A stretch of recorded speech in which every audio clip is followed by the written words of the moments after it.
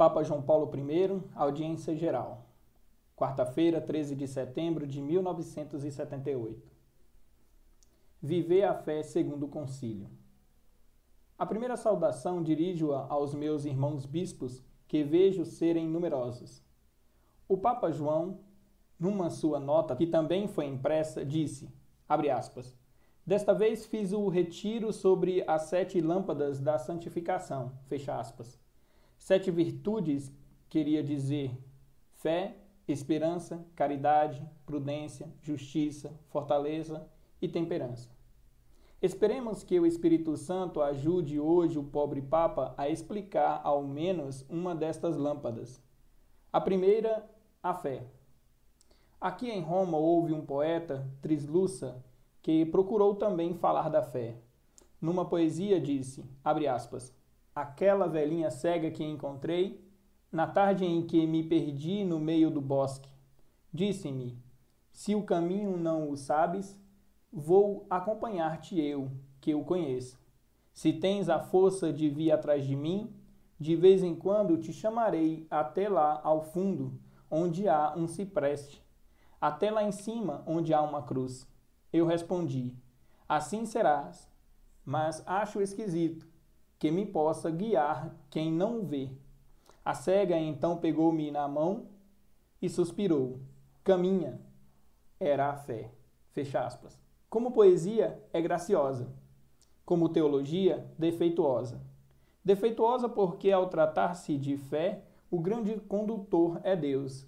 Não disse Jesus, abre aspas, ninguém pode vir a mim se o Pai que me enviou não o atrair? Fecha aspas. São Paulo não tinha a fé, perseguia mesmo os fiéis. Deus espera-o na estrada de Damasco. Abre aspas.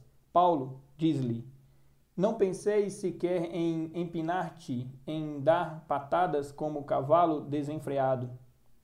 Eu sou aquele Jesus que tu persegues. Tenho desígnios sobre ti. É necessário que tu mudes. Fecha aspas. Rendeu-se Paulo. Mudou, transformando completamente a própria vida. Passados alguns anos, escrever aos Filipenses, abre aspas, daquela vez na estrada de Damasco, Deus apanhou-me. Desde então não faço senão correr atrás dele, para ver se de algum modo o poderei alcançar, imitando e amando cada vez mais. Fecha aspas. Eis o que é a fé. Entregarmos-nos a Deus, mas transformando a própria vida. Isto nem sempre é fácil. Agostinho contou a viagem da sua fé, especialmente nas últimas semanas. Foi terrível. Lendo, vemos que a sua alma sentia calafrios e se retorcia em conflitos interiores. De um lado, que Deus o chame e insiste. Do outro, os antigos hábitos. Abre aspas. Velhos amigos, escreve ele, puxavam-me amavelmente pelo meu vestido de carne e dizia-me, Agostinho, que fazes? Deixa-nos sozinhos? Olha que tu não poderás tornar a fazer isto, não poderás tornar a fazer aquilo. Assim, para sempre. Fecha aspas. Difícil. Encontrava-me, diz, no estado de uma pessoa que está na cama de manhã. Dizem-lhe, fora, Agostinho, levanta-te. Eu replicava, sim, mais tarde, mais um bocadinho na cama.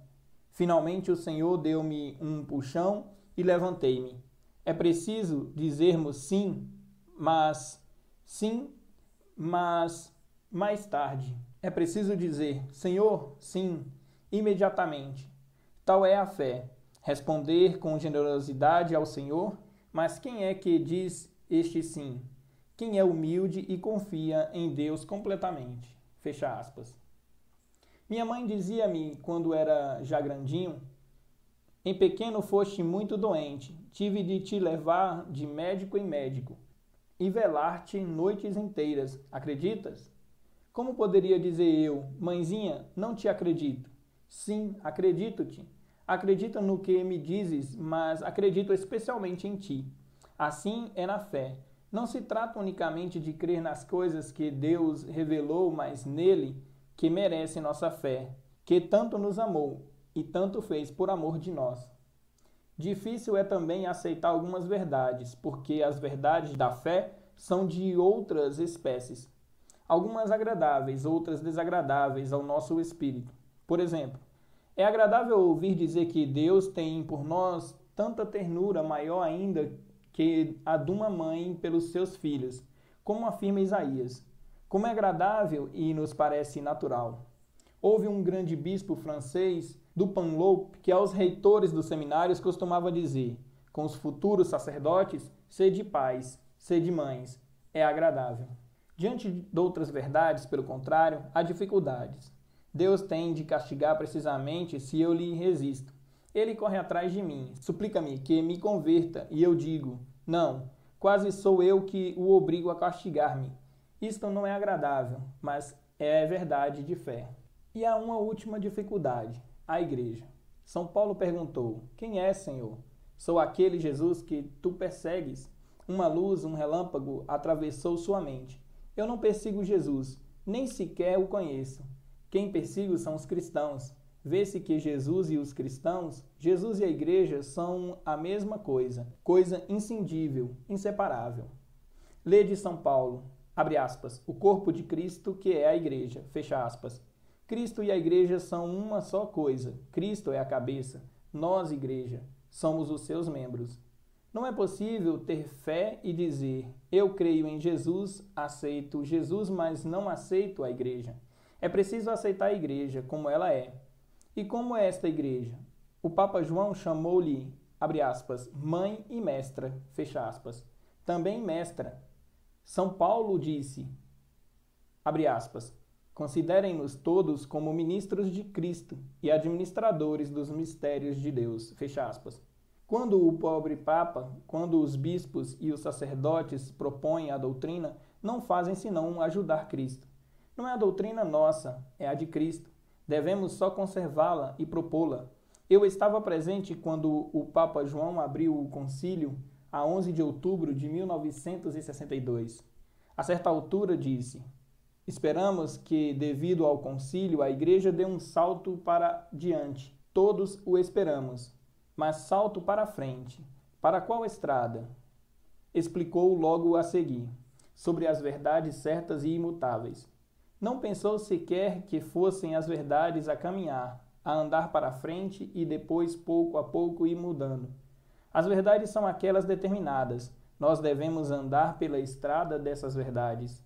Compreendo-as, embora cada vez mais, atualizando-nos, propondo-as de forma que se adapte aos novos tempos. O mesmo pensava também o Papa Paulo. A primeira coisa que fiz, apenas eleito Papa, foi entrar na capela particular da Casa Pontifícia.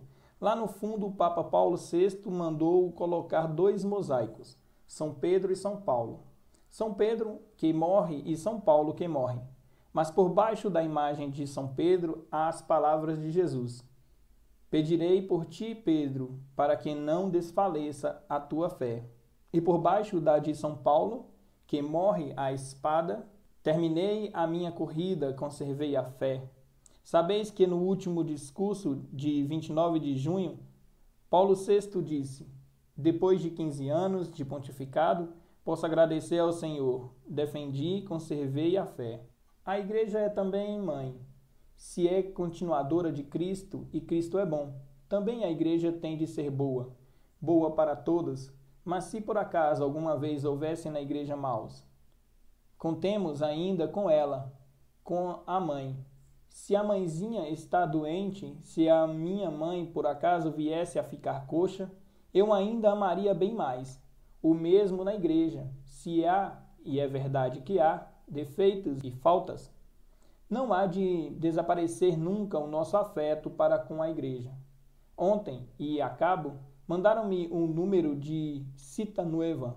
Vi que apresentaram, reproduzindo um brevíssimo discurso meu, com um episódio, certo pregador, McNabb, inglês, falando sobre Hyde Park, ocupou-se da igreja.